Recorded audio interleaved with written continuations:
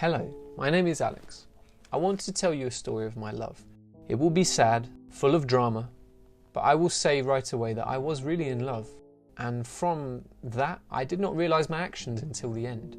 Have you ever fallen in love so much that it took your breath away? If yes, then put a plus in the comments. Maybe some of you are ready to share your story like me. This happened to me a little more than 6 months ago when my friend Elton's parents decided to adopt a girl from an orphanage. They wanted a second child for a long time, but it did not work out, and then they decided to adopt. The girl was an adult, our age. You know, when I saw her, I knew I was in love for the first time in my life. I was ashamed to admit it because officially, she was now my best friend's sister. Every day the three of us met. Elton introduced her to the city. The local guys and I were just happy to be around. So almost half of the summer passed. Each time I became more comfortable in the presence of Hannah.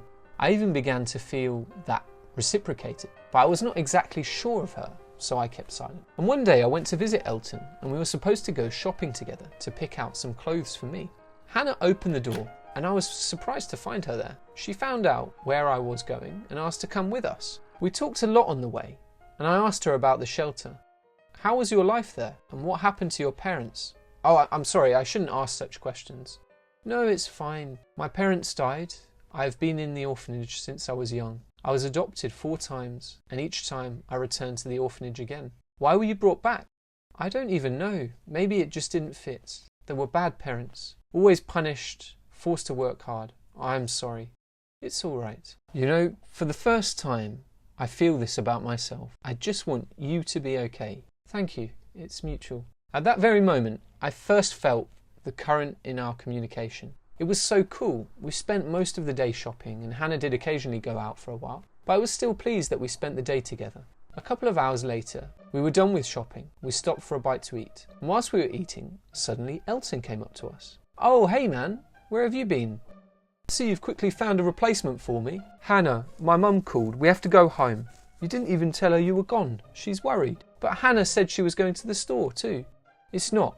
You should have written, and if you didn't pick up the phone, well, see you tomorrow. We'll go home now. Bye. Elton, come on. I've only been gone 2 hours. That was enough to make my mum snap at me. Come on now. They left, and I was alone. I think that when Elton realised that there was something between Hannah and I, we began to correspond in the evenings, and then in the days. A few days later, I met her at the store, and when I approached her, she was frightened. I think I caught her by surprise. I decided to offer to take her to the movies, and it was such a great evening. After 2 hours, I gave her a ride home. When she got out of the car, something fell out of her pocket. She left without noticing. I picked it up and saw a bracelet with a market tag, where we ran into each other. No way, I said aloud. I realised that she had stolen it, and then I tried to justify it.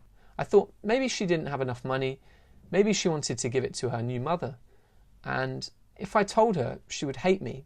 I removed the tag from the bracelet and handed it to her at the next meeting. She was embarrassed, and I pretended to just find it in the car, so I just gave it to her, and she calmed down. On the same day, the three of us went on an errand for Elton and Hannah's mum. She had asked us to go and visit their old friend's grandmother to pick something up. As soon as we got there, the old lady cordially offered lemonade and Hannah went to the bathroom. She was gone a long while and she came out and said that she had to go home. We promptly got up and walked together. As soon as the door closed behind us, we heard screams and the grandmother ran out into the street saying that Hannah had stolen her husband's gift of a ruby ring. We were shocked. Hannah denied everything. The grandmother said that she would call the police. I knew it was her, so I took the blame, asked for forgiveness, said that I wanted to give it to my mother. I hid it at Hannah's, I said, and she handed me the ring. I returned it to the owner, apologised again, and we left. Elton yelled all the way, saying that this grandmother was good friends with his mother, and he would never have expected me to do this, and that it would be better if he hadn't taken me at all. I couldn't help it. I knew about Hannah, but I fell in love nonetheless. I loved her too much, and so I couldn't do anything else. In the evening, when we were alone, she kissed me as a sign of gratitude. I asked her why she did it. She just shrugged, said it wouldn't happen again, and she kissed me again. So we began to meet secretly. Everything was fine. I tried to distract her everywhere we would go, so long as she did not stare at objects. I thought I could help her recover from this addiction, but as it turned out, our secret meetings later surfaced. One day, Hannah came to my house. We were sitting in the room eating pizza, watching a movie. And suddenly Elton comes into the room. What are you doing here? Hannah? Alex? What the hell?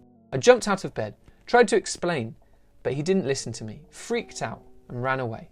And that's how our long-standing friendship fell apart. No wonder everyone is talking about it. Hannah suggested that I relax a little bit and go for a walk somewhere. I agreed, and we went to the mall. She said she wanted to buy something. It was a new shopping centre, and when we entered, my eyes ran. There was so much fun to be had there. Hannah immediately ran to the boutiques. She said she would choose a dress. I said that I would go for a while and look at the consoles. Elton and I used to play a lot. After 10 minutes, the store closed, and I went to look for Hannah. But as I got closer, I saw her putting something in her bag. She stole them. I didn't want to do it again, so I went up to her, scared, and we started fighting right there. A security guard came up to us and saw the things in her purse. "Run," she shouted, and grabbed my arm. I was confused and just ran after her. Damn, my heart almost jumped out of my chest with excitement. The guards were running behind us and Hannah was running so fast I could barely keep up. And when we ran out of the shopping centre, she jumped into some car. There were guys and girls unknown to me. One of them asked who I was, and she said I was with her now. "What do you mean with you now? Who are these people? What does it mean to you? Who is he?" "This is my boyfriend. We steal together." "I'm not a thief, Hannah. What does that mean?" The car started to move, and Hannah told me that I shouldn't be surprised, because I had long ago realised that she was a thief, and therefore took the blame. I told her what I thought of her, and that's all. She began to laugh, and said that she had one last plan. We went to Elton's house, and in a month, I found out where they keep the money. "So that's why your past family brought you back?" "Yes. Alex, come down from heaven. Let's not get too dramatic. These guys are from the shelter too. We stick together because we grew up together. I steal for them. Someone will steal for me. Come with us. I'm not involved in this." One of the guys accused Hannah of being stupid. Then the car stopped and they threw me out. I lost my bearings and realised actually I wasn't far from Elton's house. All I could think about was Hannah's last plan, and ran as fast as I could, and I ended up stealing a girl's bike on the way. And when I got to Elton's house, Hannah's car was already parked there. Elton and my parents weren't home, so I called the cops, and even though I was in pain, I went inside and I tried to talk to Hannah. She said I was good, but didn't have the guts to turn her in. "It's already done," I said. Her guys grabbed me, punched me in the face, and tried to lock me in the bathroom. I resisted while Hannah was stealing the stuff from my parents' room. I managed to break free from the guys' hands and lock them in the bathroom. Then I ran to Hannah and snatched the bag of stolen items, grabbed the bag from the other two girls, and when I ran out, my parents, Elton, and the police arrived at the house. They were shocked by what was happening. They took me for the criminal, but I told them everything as it is. Only then did Elton say that his personal belongings began to disappear in the house, and his parents also told about the loss of money. All of this made me feel sick. The guys were arrested, and that's the end of the story. Elton and my parents thanked me for everything after I'd told them exactly what had happened. Now I realise that sometimes love can blind us. My name is Mary, and about a couple of years ago, I met the perfect guy. And of course, I fell in love with him right away. I was willing to do a lot for him, that at some point, I even refused my parents to be with him, and he deceived me, and very cruelly. That year, my family and I decided to celebrate American Independence Day in a big way. We invited our neighbors home and planned to sit down at our house and have dinner after an active party. My mother works as a cook, and my father runs a small veterinary clinic. Sonia, my older sister, is in college. When I started high school, she was just graduating. We are completely different, both in appearance and in spirit. I'm more restless, as my father says, just like my grandfather. But my sister is more calm, neat, clean. We even have different figures. I'm more whipped, not to say that full, let's say in shape. But Sonia's figure can only be envied. I call her a witch because she eats everything and doesn't get fat. Not like me. I have to limit my appetite. Otherwise, I will look like my grandfather as well. So, on Thanksgiving Day, my friends and I decided to walk around the city, watch the festivities. Our mayor gave us a really cool holiday, hired artists, including circus performers, performed on the main stage of the city. Later, we got hungry and went to the burger shop.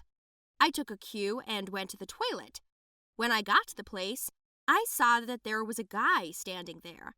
I got angry and told him that this is my place. He looked at me like I was nothing and said my name wasn't there.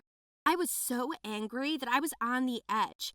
bought a burger, took my time, caught up with him, and smeared it on his face, ketchup dripping down his chin.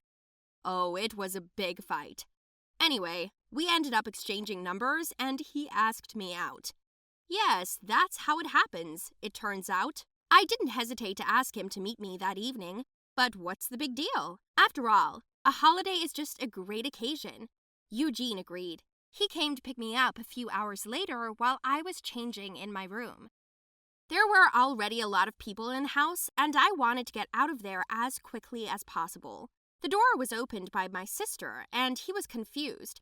He did not know how to introduce himself. Sonia ran into my room and said that some guy came to see me. I put on lipstick and went downstairs.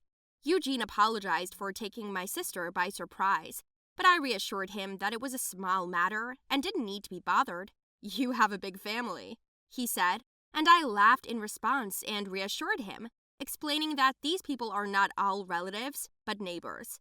Then he asked me to tell him about my family. My parents and my sister. I thought it was cute. Much attention. We had a good chat that night, and he walked me home and asked if he could meet me again, and I said I could do it tomorrow. The next day was a day off, and he came to my house with flowers. I saw 2 bouquets, and I had a question, and he said that the second one was for my sister for yesterday's awkwardness. I quickly brought the bouquet, threw it on her bed, quickly rattled that it was for her, and ran away. So we saw each other almost every day. I liked him more and more.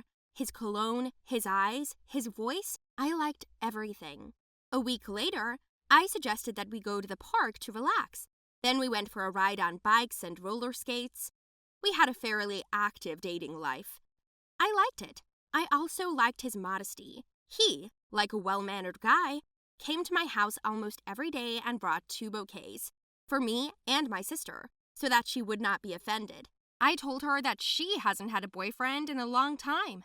When Eugene and I were about to go to the golf club, my parents protested out of the blue. My mother protested that I was away too often. I told her that I was in a relationship now, and she said that sometimes it would be nice to spend some time with my family. You have Sonia for that. She's in. She doesn't leave the house at all.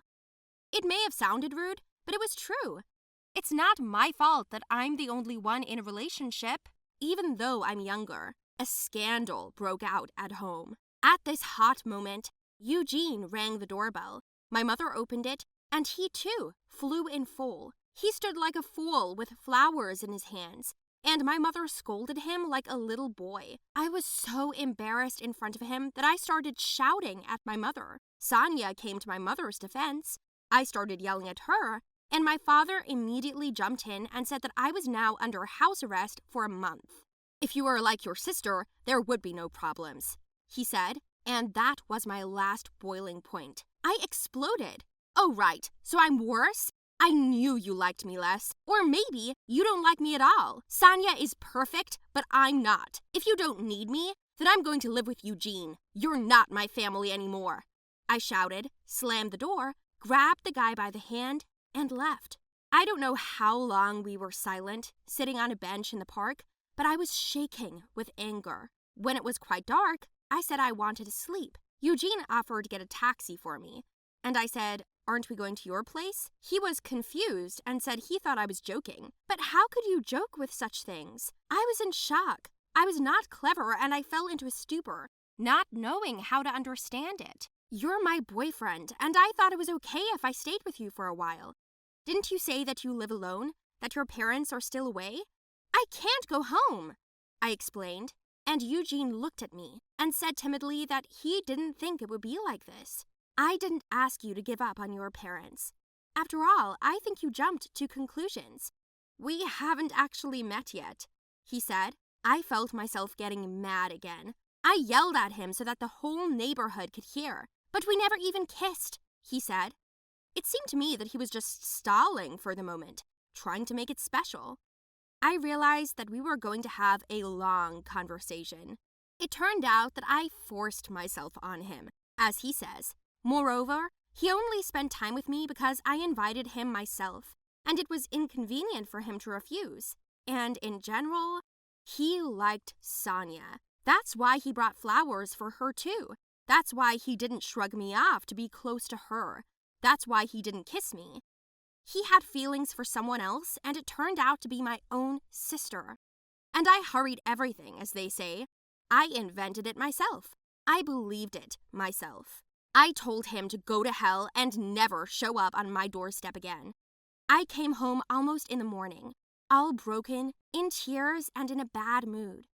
No one in the house was sleeping. They were looking for me. When they saw me in this state, they asked me what had happened, and I told them in one breath and started crying again. Sonia said that the idiot was blind if he hadn't fallen in love with me. It was nice. Since then, I have not rushed things and no longer threatened to leave the house.